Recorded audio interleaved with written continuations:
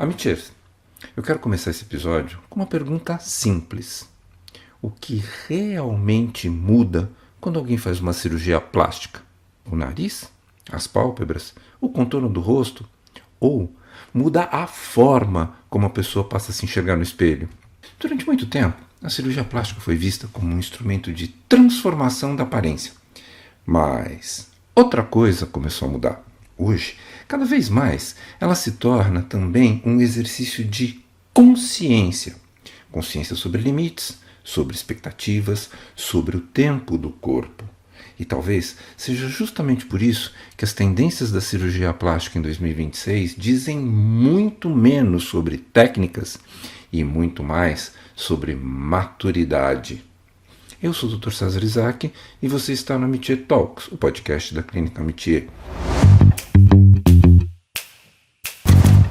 A palavra plástica tem origem no grego plastikos, que deriva do verbo plasten, que significa moldar, formar, dar forma a algo maleável. Desde o seu significado original, portanto, o conceito de cirurgia plástica não se limita à estética, mas carrega a ideia de reconstrução, adaptação e restauração.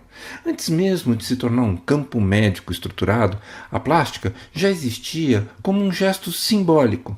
O desejo humano de devolver forma, função e dignidade àquilo que foi ferido pelo tempo, pela doença ou pela violência. Os primeiros registros de práticas semelhantes à cirurgia plástica surgem no Egito Antigo, há mais de 3.000 anos. Os egípcios dominavam técnicas de sutura, tratamento de feridas, correções de fraturas faciais e reconstruções corporais simples, cuidados que ultrapassavam a dimensão do funcional. O corpo era compreendido como a morada da alma, inclusive após a morte, e preservá-lo significava manter identidade, integridade e valor espiritual. Restaurar o corpo era, portanto, um ato de respeito à vida e à continuidade dela. Na Índia Antiga, lá por volta de 600 a.C., o conhecimento cirúrgico avança de forma notável, com os registros como o Sushruta Samhita, um dos textos fundamentais da medicina ayurvédica, que descreve técnicas de reconstrução nasal utilizadas muitas vezes em pessoas punidas socialmente com a mutilação do nariz. Esses procedimentos são considerados a base da rinoplastia moderna. Já na Grécia, o corpo passa a ser compreendido como expressão de harmonia e proporção. A medicina hipocrática introduz princípios de equilíbrio entre forma e função, fundamentos que até hoje orientam a cirurgia plástica. Os romanos, por sua vez, ampliaram esse saber aplicando técnicas reconstrutivas principalmente no tratamento de soldados feridos em batalha, fortalecendo o caráter restaurador da cirurgia. Tempos depois, durante a Idade Média, o desenvolvimento cirúrgico sofre uma grande retração na Europa, influenciado por restrições religiosas e limitações no ensino médico. Ainda assim, práticas reconstrutivas não desapareceram por completo. Elas se mantiveram vivas no mundo árabe e em algumas escolas de medicina europeia, especialmente na Itália, onde a cirurgia plástica sobrevivia mais como necessidade funcional do que como escolha estética. Com o Renascimento, o corpo humano retorna ao centro do pensamento científico e cultural. Os estudos de anatomia se aprofundam e a cirurgia plástica ganha bases sólidas. No século XVI, o cirurgião italiano Gaspare Tagliacozzi, considerado um dos pais da cirurgia plástica moderna, retorna a sistematizar técnicas de reconstrução nasal e facial. Nesse período, a plástica passa a representar não apenas a restauração da função, mas também o resgate da identidade da aparência, reconhecendo o impacto psicológico da forma corporal. Os séculos XIX e XX marcaram a consolidação definitiva da cirurgia plástica como especialidade médica. Os grandes conflitos mundiais, especialmente as guerras, impulsionaram avanços significativos devido à necessidade de reconstrução facial e corporal daqueles soldados mutilados. O desenvolvimento da anestesia, das técnicas de asepsia, do conhecimento anatômico e de novos materiais cirúrgicos permitiram procedimentos cada vez mais seguros e complexos. A partir desse momento, a cirurgia plástica se organiza em duas grandes vertentes: a reconstrutiva, voltada à função, correção de malformações e sequelas de trauma, e a estética, voltada à harmonia, proporção e bem-estar. Mas, atenção, amateurs, essas dimensões nunca foram opostas, mas sim complementares, ambas ancoradas no mesmo princípio do cuidado com o ser humano. A cirurgia plástica no Brasil surge e se consolida ao longo do século XX, acompanhando os avanços científicos mundiais, porém desenvolvendo uma identidade própria, marcada pela busca da harmonia, da naturalidade e do cuidado integral com o paciente. Nesse processo, o nosso país se torna uma das maiores referências internacionais da especialidade, tanto na vertente reconstrutiva quanto na estética. O Dr. Ivo Pitangui, do Rio de Janeiro, tem papel central nessa trajetória ao estruturar a cirurgia plástica moderna no Brasil, unindo excelência técnica, rigor científico e uma compreensão profunda dos impactos psicológicos que a imagem corporal tem, além de formar gerações de cirurgiões reconhecidos mundialmente. Paralelamente, o professor Vitor Spina, em São Paulo, contribuiu de forma decisiva para o desenvolvimento da cirurgia plástica reconstrutiva, especialmente no tratamento das malformações craniofaciais, ajudando a consolidar o ensino, a pesquisa e a prática da especialidade em bases acadêmicas sólidas. Juntos, esses nomes simbolizaram a maturidade da cirurgia plástica brasileira, reconhecida internacionalmente não apenas pela técnica, mas pela sensibilidade com que compreende o corpo humano como expressão de identidade, função e dignidade. Desde meados da década de 1950, a cirurgia plástica brasileira vem passando por transformações profundas, acompanhando a evolução da ciência, da tecnologia e do próprio olhar sobre o corpo. Nas décadas de 1960 e 1970, os procedimentos eram mais invasivos, com incisões amplas, recuperações prolongadas e um recurso limitado em anestesia, suturas e materiais implantáveis, mas ainda assim fundamentaram as bases de uma especialidade em crescimento. Ao longo desses anos, o refinamento das técnicas cirúrgicas, o avanço da anestesia, o surgimento de fios e suturas mais delicados, toxina botulínica, próteses de silicone mais seguras e bioinertes, reescreveram a história dessa especialidade médica.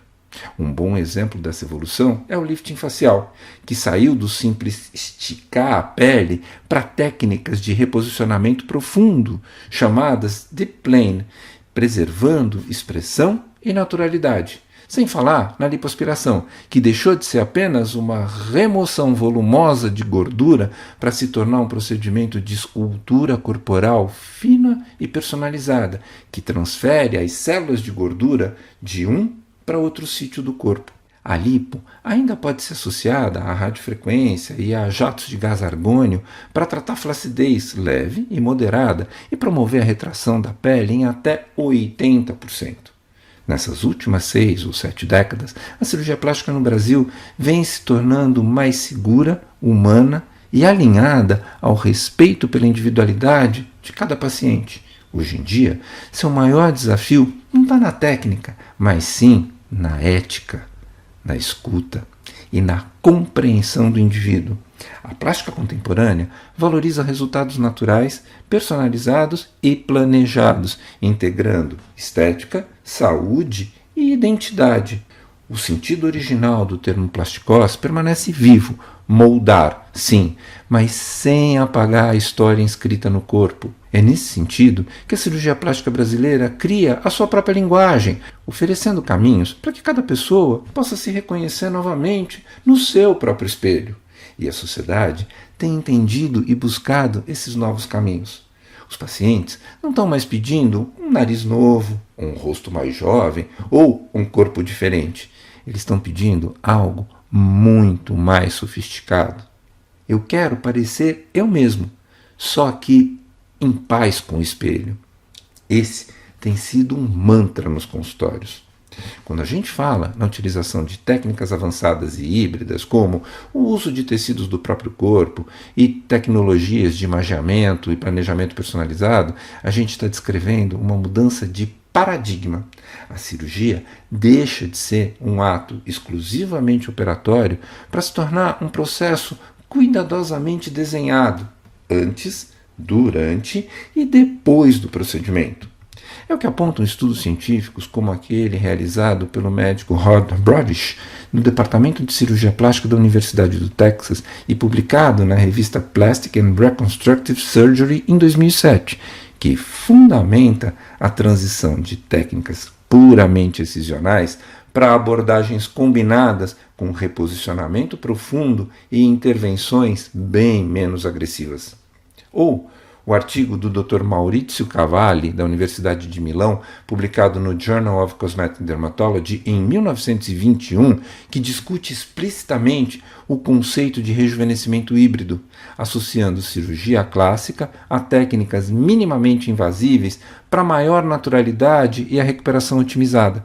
Ao invés de procedimentos únicos e extensos, observa-se a construção de planos cirúrgicos personalizados, que podem associar, por exemplo, reposicionamento profundo de tecidos, lipoaspiração de precisão, o uso de tecnologia de retração cutânea e procedimentos complementares não cirúrgicos. Essa abordagem híbrida respeita a anatomia individual, reduz o trauma cirúrgico e otimiza o tempo de recuperação sem abrir mão da eficácia. O uso de tecidos próprios, especialmente a gordura autóloga, ganha protagonismo nesse cenário.